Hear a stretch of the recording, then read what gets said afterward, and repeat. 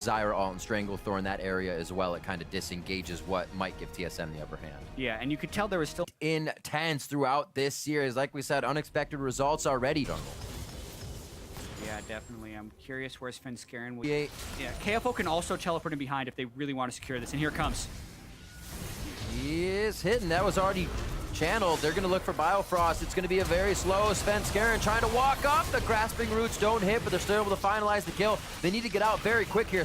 We see Bjergsen slowly walking down, and with that range, he will be able to connect with them about the midway of that lane. Svenskeren looking for the slow as well, and they're actually going to call it off. Definitely going to have a few more thoughts than they would have considered coming out of this game. And Hauntzer's going to have a few more thoughts about pushing up that far. He has the vision, but the vision doesn't go straight down the lane. And look at this! Haunter is healing himself right up.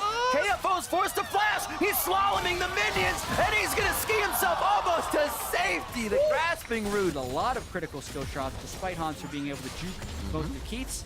TSM will get the turret on the other side, but sands the kill.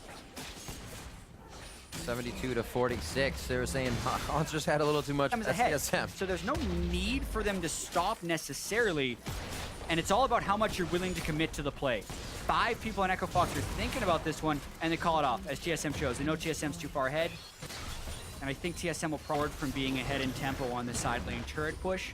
When Echo Fox was forced to recall, TSM wasn't. It's all about the playmaking, really. Who can assist better with the ganks? Whoa, really interesting. I think he's trying to clear Zyra and Jhin. I like it. Clear, but they might. Oh, I said they're gonna get him! Oh, Svenskeren steps in range as Hauntzer just breaks the tether. The unlike that is the Karma, and the Braum has really been his mainstay so far. So still switching it up. Now on the bot side, Froggen's actually gonna walk this one back. They may be able to get somewhat of a pincer, but it seems like he's without shedding any Echo Fox blood. 0 kills, but they get 5 turrets because they're just moving around in a watch. Here TSM actually isn't getting kills, but they're still in the lead because they're, like you said, working that rotation so well. Fox just doesn't even have the chance to engage as TSM says, peekaboo, we're in, we're out, and we took what we needed. Here, not even really deterred by the curtain call. Yeah. I mean, KFO is off defending. Okay. So, there's the Froggen ult. There's a follow-up. That's the long-range utility and crowd control they're looking for. Fox toying with Echo Fox as far as their ability to move between these turrets. Understanding them is just rolling Mountain Drakes left and right this game. Absolutely, that's the... Zyra, Cassiopeia, take it. 5,000, TSM collapsing. Oh... I mean, they pull TSM off, but you lose so much ground when you try something like that. You've been... Azir can move over to DPS more. Put these guys in quotes. Control B, bold TSM.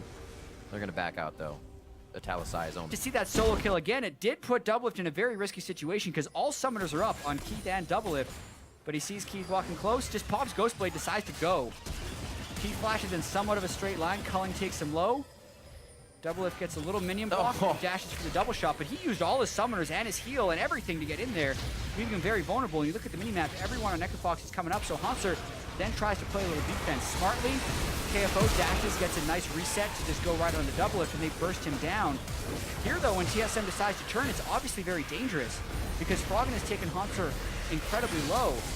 Honestly, Bjergsen's cutoff there could have been a little bit more delayed if they wanted a bigger play because Hauntzer died right at the start. Nice sneaky kill by Bjergsen on Big right there while KFO and Hard were focusing him. But then Hard was able to stay in the fight and pick up a quadra. I had to say, would you rather have an Azir triple kill or a Rek'Sai quadra kill? I would take the Azir triple kill every single time. Yep. So even though that is a 4 for 4, it's advantage TSM. And this guy's building Cinder Hulk and tank the catch! Damage! But I guess the catch doesn't matter if you're the first one with the aggro. Svenskeren has to rethink this situation, but still stays with the team, knowing they may have to get TSM and only increase their advantage despite being the ones who got picked off. Like you said, yeah. Finish your locket. He had a Kindle gem sitting right there. He could have straight up balled the locket, but they catch Svenskeren again. The big roots for a big man, but they're able to turn it right around. There's no finalizing kill power right now on the Echo Fox side. And what happens then is everything gets turned around right back on you, and TSM are happy to take that fight. Yeah, Wards off from Svenskeren to keep Magic is just, he's got that with a recurve bow and a Spectre Call now. Yeah. As he knows there's no like aura to happen, his Echo Fox has to fight them. Unless Svenskeren thinks he can knock hard out of range, it wouldn't be worth going into a 50-50 smite battle here. Well, it doesn't look like they're going to stop it. They know. Really dangerous. They're taking a lot of Baron damage. They still want it, though. Svenskeren's really greedy there. All right, the plant almost keeps it from healing up, but they... Interesting. They're going to end up losing the mid lane turret for that move. And Echo Fox continuing this in front of the turret. They're not even getting turret damage when they're doing these sieges. So really, with Drake stacks, if TSM can get it. It feels like TSM actually has to take this one pretty late unless Echo Fox make a big mistake somewhere and start baiting more aggressively around Baron. Or they get Froggen chunked down low and they teleport in to try and go right now. Oh, he's right on a slow though as he comes in. And it doesn't look like they'll be able to finalize anything on that. Hard in a bad situation here. I don't think he's going to be able to tunnel under. He does. Finds safe. He clicked this other tunnel.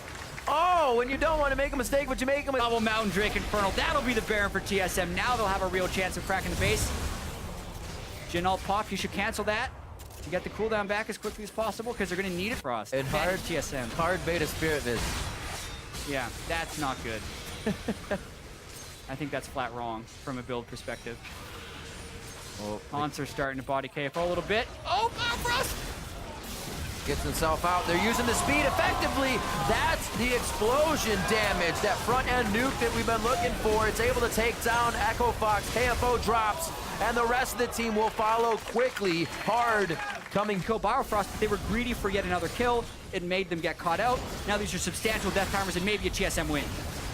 Hard says walk this way, but nobody's going to follow that one. Team Solomid biting down now, looking for the win. 20 seconds left on the clock, and we know that is more than enough time to get onto these turrets, especially with 2 Mountain Drakes to take those objectives down. They're going to be on to the Nexus, and what a heck of a series to end like this. TSM are going to find the win over Echo Fox. Yeah, and it was a pretty hard-fought series, all things considered.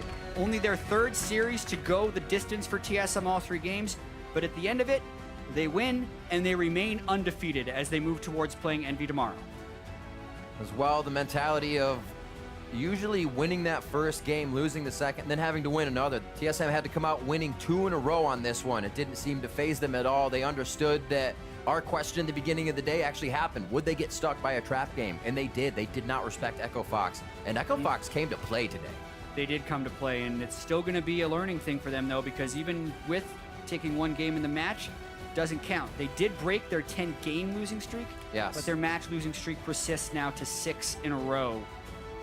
And some worrying things to happen down the stretch. I don't agree with some of the builds they decided to go with. They made some questionable calls. They had stalled out fairly well, and they had made a few picks, but those 2 mistakes down the stretch with Hard dying by taking the wrong tunnel, and then grouping up in TSM's jungle while TSM had Baron, knowing 1 lost team fight would mean the game. And they lost the team.